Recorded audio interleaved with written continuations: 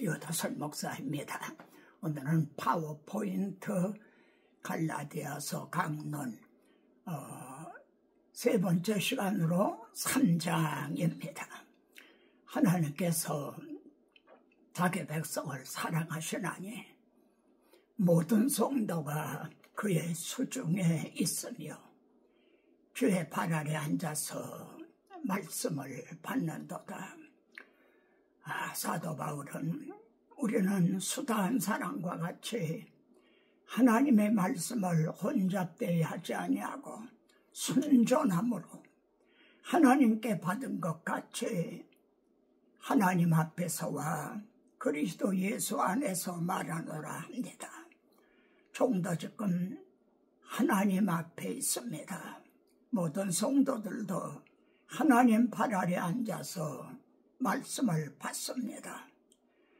이제 하나님께서 말씀을 증언하는 종과 우리들을 보고 계시고 듣고 계십니다. 이를 통해서 하나님의 뜻을 행하고 하나님 아버지를 기쁘시게 해드리기만을 바라고 납니다. 하나님의 말씀에 살았고 운동력이 있는 말씀으로 흥왕하고 세력을 얻어가고 다름질치게 되기를 바라와서 주의 종 주 예수 그리스도 이름으로 기도드리옵나이다. 아멘.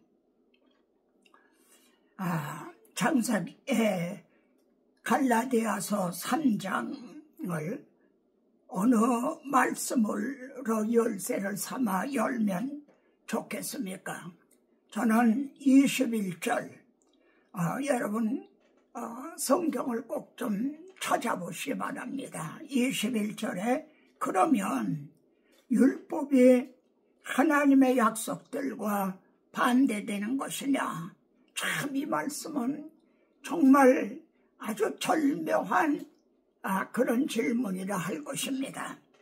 하나님께서는 아브라함에게 메시아 언약을 주셨죠. 그리고 모세에게는 또 율법을 주셨어요.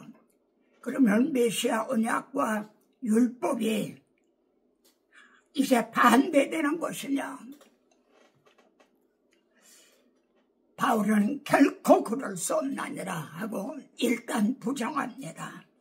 많은 분들이 율법과 복음이 반대되는 것처럼 많이 생각을 합니다. 또 율법하고 복음이 싸움을 한다. 또 심지어 그렇게도 생각을 합니다.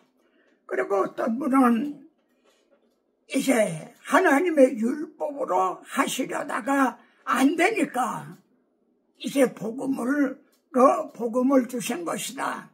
또 이렇게 말하는 분들도 있습니다. 사도는 갈라디아서 3장에서요. 아브라함부터 쭉 예수 그리스도까지, 예수 그리스도가 오시기까지 약 2000년 동안의 구속의 역사를 말씀을 합니다. 제가 구속사 하는데 우리가 신학교에서 구속사를 배웁니다. 무슨 뜻이냐면 성경이 점들의 모임이 아니라는 거죠. 이 성경이 내게 대하여 증언한 것이라. 예? 이 성경이 예수 그리스도를 증언하시는 하는 구속사라는 걸 목사님들이 알고 계십니다. 근데 구속사적인 설교가 성경 전체를 파악하게 해야만 가능하거든요. 또 구속사적인 설교라면 성도들의 이게 재미가 없다, 또 어렵다, 이렇게 생각을 합니다. 그런 쉬운 설교가 뭘까요? 예증적인 설교입니다. 예를 들어서요, 우리도 아브라함같이 순종의 복을 받자. 우리가 요나처럼 불순종하다가 풍랑을 만나지 말자. 이것이 설교하기도 쉽고요. 또 성도들이 알아듣기도 쉬워요. 감화력도 있어요. 그래서 구속적인 설교를 옆으로 밀어놓고 예정적인 그런 설교를 하는 겁니다. 하나님은 주님을 보내시기 전 약 2000년 전에 아브라함에게 네 씨로 말미암아 천하 만민의 복을 받으리라 메시아 언약을 세워주셨습니다.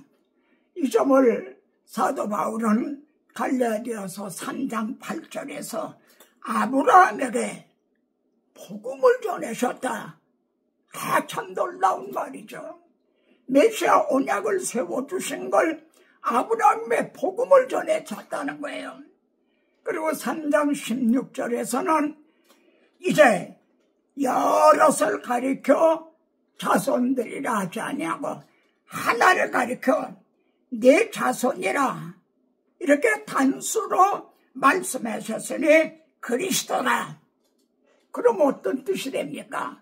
아브라함도 복음을 듣고 예수 그리스도를 믿음으로 그래서요 의롭다함을 얻은 거죠.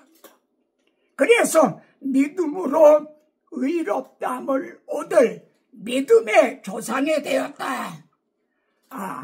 이렇게 말씀합니다. 그런데 3장 12절에 보면 말이죠. 약 이제 500년 후쯤 모세에게 이제 시내사략 강림하셔서 율법을 이제 주셨죠. 메시아 언약을 믿음으로 살리라. 믿어라. 이게 메시아 언약입니다. 근데 모세에게 주신 율법은 행하는 자는 살리라. 행해라. 그럼 믿어라. 행해라.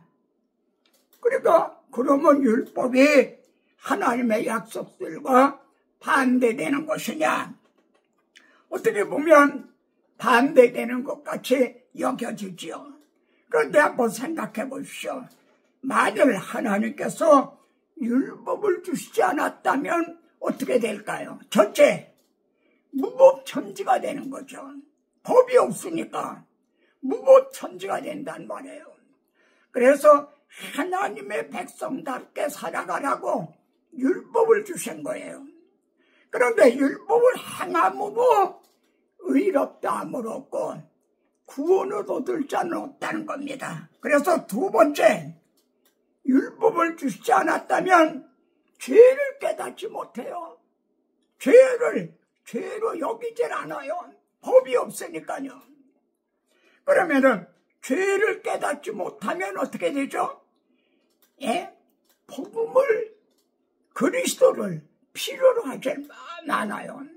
우리 주님께서도 병든 자라야 의원을 찾는다. 이렇게 말씀했죠. 율법을 통해 자신이 죄인인 걸 깨달은 자만이 이제 복음을, 그리스도를 찾게 된다는 겁니다.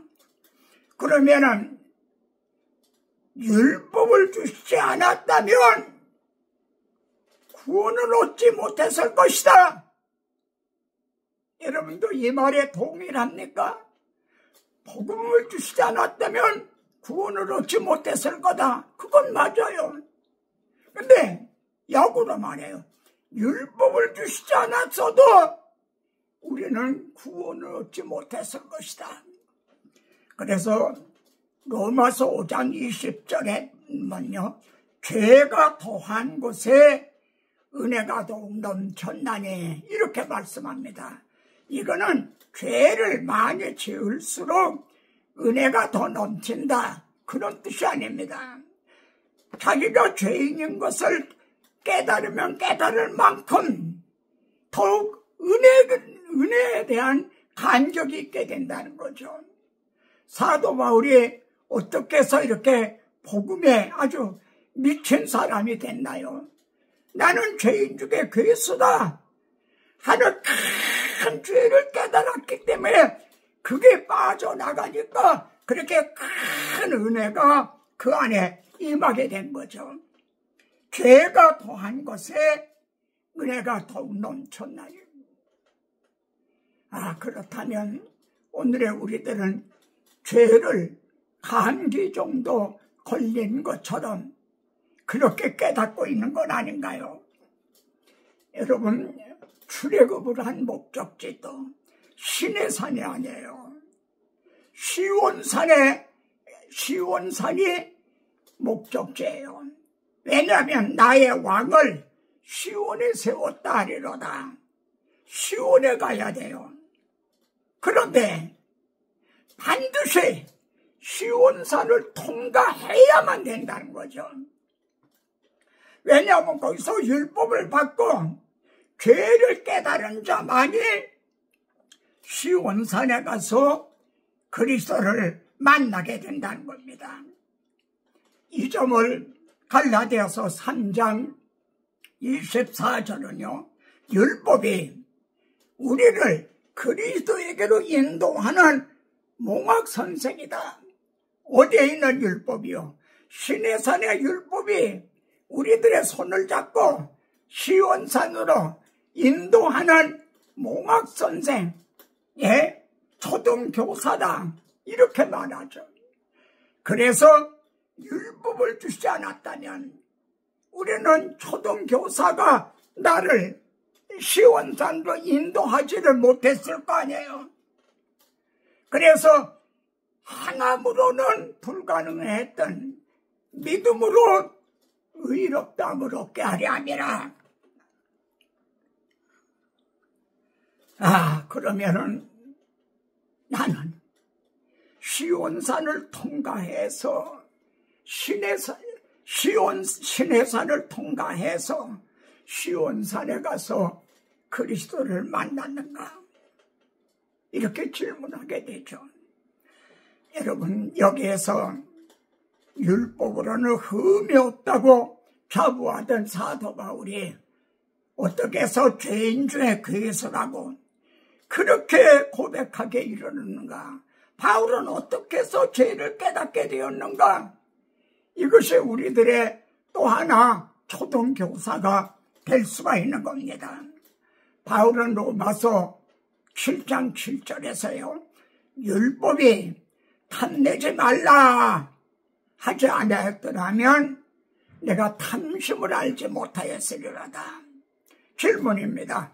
십계명 중에 탐내지 말아라 한 말씀이 몇 번째 계명이죠? 마지막 10번째 계명입니다. 바울은 이 말씀을 통해서 죄를 깨달았다는 거예요. 탐내지 말라. 탐심. 이 율법이 마음의 문제였구나. 이걸 깨닫게 된 거예요. 자기는 살인하지 않았지만 마음으로는 얼마나 형제들을 미워했는가. 나는 간음하지 않았지만 마음으로는 얼마나 누추한 생각을 했는가. 그래서 그때부터 마음으로 그리고 생각으로 죄를 짓지 않으려고 몸부림을 쳤죠. 근데 그게 가능했나요? 로마서 7장 15절에서는 내가 원하는 것은 행하지 아니하고 도리어 미워하는 것을 행하는도다. 마치 수렁에 빠진 사람 같아요. 수렁에 빠지면요, 가만히 있어야 돼요. 움직이면은 오히려 점점 더 빠져들어가요. 내가 마음으로 생각으로도 죄를 짓지 않으려고 몸부림을 치면 칠수록 이게 불가능하더라는 거죠. 그래서 로마서 7장에서 오라 나는 괴로운 사람이로다. 내 힘으로는 내 자기력으로는 불가능하다. 오라 누가 나를 이 사망의 몸에서 건져주랴. 누가 25절에서는요 오라 하던 그가 그 다음 절에서는 하나님 앞에 감사하리로다 그러는 거예요. 아니 오라 하던 사람이 어떻게 하나님 앞에 감사하리로다 그러나요? 하나님께서 그 누구를 자신을 사망에서 건져줄 그 누구를 그리스도를 보내주셨기 때문에 그래서 감사하는 거죠. 바울은 시내산을 통과해서 그리스도를 만난 거죠. 바울은 이때를 가르쳐 갈라디아서 3장 23절에서 믿음이 오기 전이라 이렇게 말하죠. 믿음이 오기 전이었다. 그렇죠. 그때 바울은 행함으로 구원을 얻는 줄 알았죠. 그리고 다 행한 줄로 알았댔죠. 믿음이 오기 전. 그때는 율법에 매인바되고 갇혔느니라 이렇게 표현합니다. 참 이 말씀 중요합니다. 아무리 몸부림을 쳐도 율법에 결박을 당하고 그리고 오간에 갇혔다. 그게 내가 믿음이 오기 전 율법 아래 있었을 때의 상태였다. 근데 3장 25절에서는요. 믿으면 후로는 이렇게 또 말합니다. 믿음이 오기 전에 믿으면 후로는 여기서 왜 바울은 그리스도가 오시기 전에는 그리스도가 오신 후에는 왜 이렇게 말씀하지 않고 믿음이 오기 전에는 믿음이 온 후에는 이렇게 표현하는가요? 의롭다함을 얻는 것이 행함으로가 아니라 믿음으로 된다고 하는 복음에는 하나님의 의가 나타나서 하나님의 의가 나타났습니다. 이걸 어떻게 받을 수 있느냐? 믿음으로 믿음에 이르게 하나니 믿음으로 받습니다. 그래서 믿음이 오기 전, 믿음이 온 후에는 이렇게 말씀하는 겁니다. 사도 바울에게도 믿음이 오기 전과 믿음이 온 후가 있었던 거죠. 여러분이 이 유도선 목사를 보실 때 어떤 것 같습니까? 좀 원리주의자 같은 그렇게 좀 보이지 않습니까? 저도요. 제게도 믿음이 오기 전이 있었습니다. 우리 주님의 그 산상수훈에서 형제를 미워만 해도 말하자면 살인죄고 여자를 보고 음욕만 품어도 간음죄를 범한 거다. 내 눈이 범죄하면 빼버려라. 손이 범죄하면 찍어버려라. 이제 그리고 구원 얻는 게 낫다. 여러분 이게 누구 말씀이라고 믿지 않을 겁니까? 저는 그걸 문자적으로 믿었어요. 그래서 마음으로 생각으로 죄를 짓지 않으려고 이제 몸부림을 쳤던 겁니다. 근데 그게 가능했나요? 바울도 가능했나요? 그러다가 제게 로마서 4장 4절의 말씀이 제게 조명이 되는 비춰지는 날이 왔어요. 일하는 자에게는 그 삭을 은혜로 여기지 아니하고 빚으로 여기거니와. 무슨 뜻입니까? 하루 종일 일하고 5만 원 품값 이제 받았다. 그래 이게 은혜입니까? 내 노력의 대가죠. 품값이죠.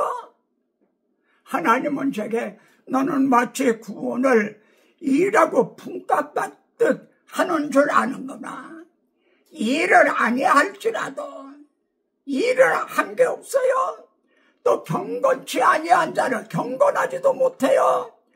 그를 의롭다 하시는 이를 믿는 자에게는 그 믿음을 의로 여기시나니 그 믿음을 의로 여기시나니 그 믿음을 의로 여기시나니 이 말씀을 통해서 제게 믿음이 온 거예요. 그전에는 믿음이 오지 않았어요. 오직 행함으로 의롭다함을 얻으려고 했던 거죠. 믿음이 왔어요. 이 점에서 시편 107편을 한번 인용하려고 합니다. 여러분도 꼭 찾아보세요. 시편 107편. 사람이 흑암과 사망의 그늘에 앉으며 공고와 쇠사슬에 매임은 왜 이렇게 됐죠? 하나님의 말씀을 거역하며 지존자의 뜻을 멸시함이라. 그래서 이렇게 됐다는 거죠. 그런데 하나님께서 믿음이 왔어요. 예, 그리스도를 보내주셨어요. 그래서 흑암과 사망의 그늘에서 인도하여 내시고 그들의 얼굴 맨줄을 끊으셨도다. 16절은 더 통쾌합니다. 그가 논문을 깨뜨리시며, 내가 그 안에 결박대에 갇혀 있었는데 그 논문을 깨뜨리시며 세비장을 꺾으셨습니다. 이래서 우리를 죄와 사망의 법에서 너를 해방하였습니다. 그래서 우리들이 자유함을 얻게 된 거죠. 여호와의 인자하심과 인생에게 행하신 기적으로 말미암아 그를 찬송할지로다. 사도 요한은 우리에게 성령을 주심으로 예수 그리스도께서 우리에게 오신 줄을 내가 안다. 그렇죠. 성령님은 또 그리스도 영이거든요. 그래서 우리에게 성령으로 거듭나게 하심으로 그리스도께서 내 마음에 오셨다. 내 마음에 믿음이 오셨다. 내 마음에 그리스도가 오셨다. 저는 여러분과 함께 말이죠. 그냥 정말 찬송만 부르고 싶습니다. 주 예수 내 맘에 오신 주 예수 내 맘에 오신 물밀듯 내 맘에 기쁨이 넘치는 주 예수 내 맘에 오신 사망의 음침한 골짜기 가다가 밝은 빛 호련히 비춰 저 멀리 하늘문 환하게 보인도 주 예수 내 맘에 오신 주 예수 내 맘에 오신 주 예수 내 맘에 오신 물밀듯 내 맘에 기쁨이 넘치고 주 예수 내 맘에 오신 여러분의 마음에도 오셨습니다. 갈라디아 3장에는요 성경 전체에서도 정말 깜짝 놀랄 만한 기상천외한 그런 말씀이 등장하죠. 그리스도께서 우리를 위하여 저주를 받은 바 되사 이 말씀입니다. 그리스도께서 우리를 위해서 나를 위해서 저주를 받으셨다. 제가 읽은 책 중에서는 어느 주석책인가 강해서에선가 어느 학자는 이렇게 말해요. 이거는 바울이 너무 지나쳤다. 이건 너무 예수 그리스도께서 하나님께 저주를 받았다. 이건 바울이 너무 오버했다는 거예요. 너무 지나쳤다. 그럴 수 있겠죠. 근데 바울은 어떻게 이렇게 성경 전체에 이런 말씀이 없잖아요. 근데 어디에 근거해서 이렇게 예수 그리스도가 우리를 위해 저주받으셨다고 말씀하는가? 두 가지. 첫째는 신명기 27장에 보면요. 이 율법의 말씀을 실행하지 아니하는 자는 저주를 받으실 것이라 할 것이요. 모든 백성은 아멘 할지니라. 이 율법을 지키지 않은 자는 저주를 받을지어다. 그런데 이 율법으로 의롭다함을 얻을 자가 없잖아요. 그러니까 우리는 다 저주를 받을 수밖에 없었던 거죠. 그래서 우리 주님이 우리 죄를 대신에 십자가 지셨다. 우리가 받아야 될 저주를 대신 받으셨다. 이건 같은 뜻이 되는 거죠. 그리고 두 번째로 신명기 21장 23절에 보면 나무에 달린 자는 하나님께 저주를 받았음이라 이렇게 말씀하고 있습니다. 바울이 유대인들에게 복음을 전하니까, 십자가 복음을 전하니까 너희 예수는 하나님께 저주받아서 죽었어. 신명기 21장 23절을 봐. 나무에 달린 자마다 하나님께 저주를 받았다고 그러지 않느냐? 만약 여러분들이 이런 말을 들었다면 뭐라고 대답하게 됐네요? 그러네? 정말 그러네? 바울은 그렇다. 우리 주님은 저주를 받으셨다. 그러나 너는 알아라. 내가 받아야 될 저주를 대신 받으셨다는 것, 이거를 잊지 말아라. 이렇게 맞받아친 셈인 거죠. 3장에는요, 예수 믿는 자에게 주어지는 두 가지 축복이 또 명시되어 있습니다. 첫째는요, 내가 너희에게 다만 이것을 알려 하노니, 너희가 성령을 받은 것은, 너희가 성령으로 거듭난 것은 율법을 행했기 때문이냐, 할례를 받았기 때문이냐, 아니면 이 복음을 듣고 믿었기 때문이냐. 첫째가 뭐죠? 거듭남이에요. 예수 그리스도를 믿음으로 거듭난. 두 번째는 3장 6절에 아브라함이 하나님을 믿음에 그것을 의로 여겨주셨다. 의롭다고 얻는 거예요. 예수 믿는 사람에게 주어지는 축복이 많고도 많은 중에 크게 두 가지예요. 거듭남, 하나님의 자녀로 다시 태어나는 거예요. 그리고 의롭다함을 얻는 거예요. 의롭다함을 얻는 것은요, 거듭난 후에도 필요해요. 이해되십니까? 거듭난 후에도요, 마음으로 생각으로 원하는 대로 되지 않잖아요. 역시 마음과 생각으로 죄를 범하잖아요. 실수하고 넘어지기도 하잖아요. 실수하고 넘어져요. 그때 의롭다 하시니라 하나님이시니 누가 정죄하리요? 하나님이 나를 의롭다고 여겨주셨다. 죽으실 뿐 아니라 다시 살아나시니라 그리스도 예수시니 나를 그냥 의롭다고 여겨주신 게 아니라 주님께서 내 죄를 대신하여 내가 받아야 할 저주를 대신 받으심으로, 그래서 그 속량을 통해 나를 의롭다고 여겨주셨다. 그 의롭다 하시니라 하나님이시니 이렇게 하시고 나를 의롭다고 여겨주셨는데 누가 나를 정죄하리요? 넘어졌다가도 벌떡 일어나게 하는 게 칭의교회예요.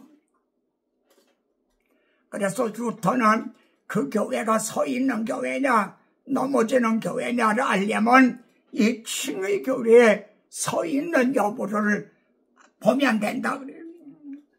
그럼 또 하나 중생은 뭡니까?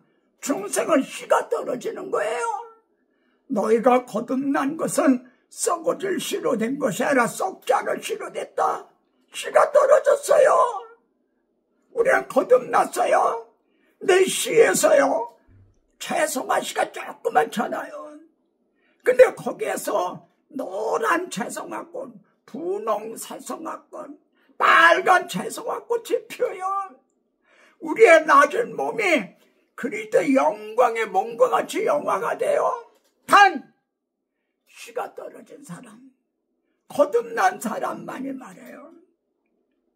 그러면 제가 어리석은 질문 하나 할게요.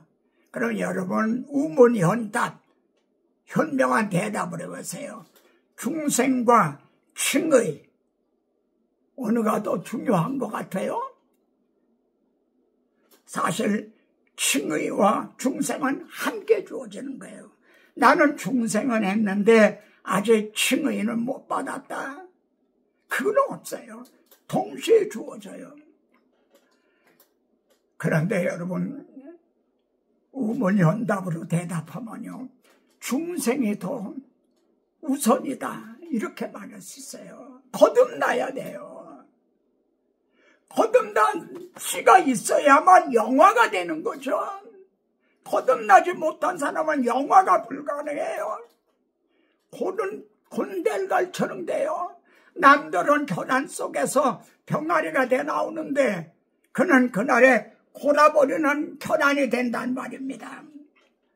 자, 마지막으로 3장을 요약하면 아주 중요한 말씀들이 많았죠.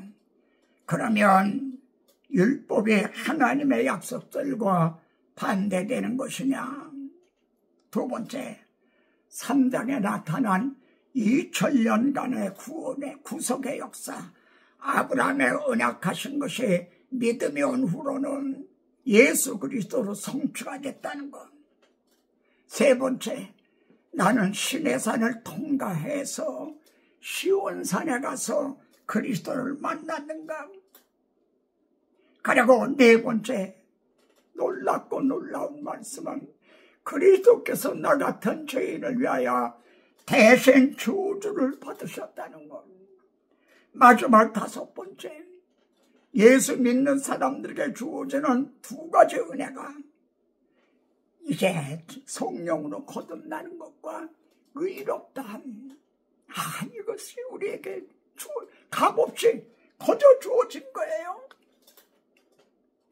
또 여러분하고 찬송하고 싶습니다.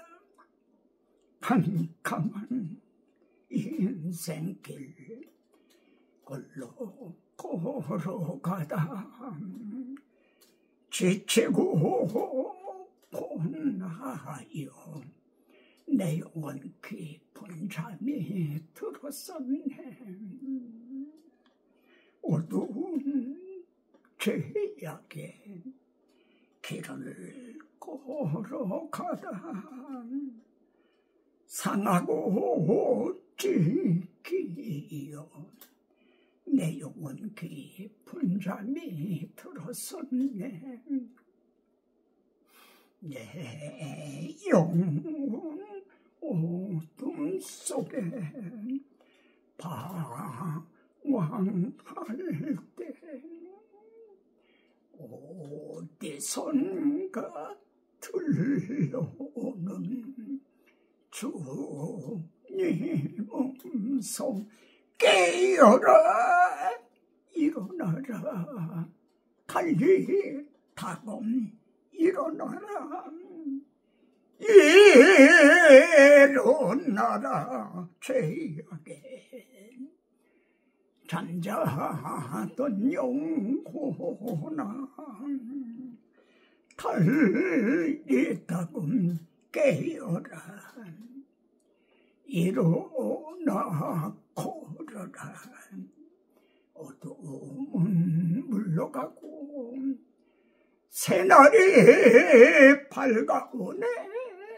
주님 오실 날 멀지 않았네. 어둠 속에 잠자던 영 일어나라. 일어나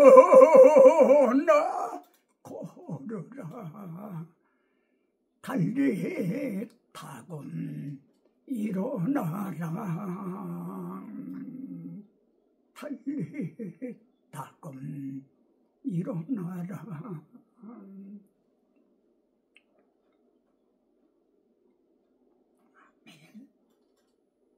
다음 시간에 또 뵙겠습니다.